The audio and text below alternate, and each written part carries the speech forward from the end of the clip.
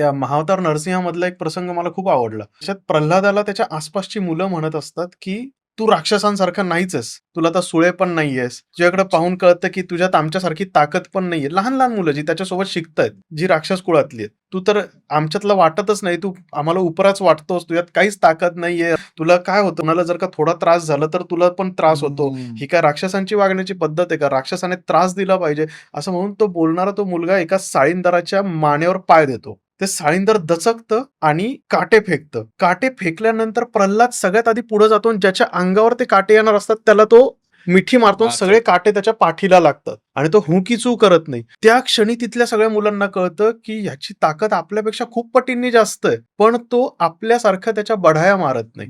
हिरोने हात उचलला आणि 100 लोक मेले. हे आता पूर्वी एकेकाळी लोकांना खूप आवडायचं. पण आता त्याच्या पुढे जाण्याची गरज आहे.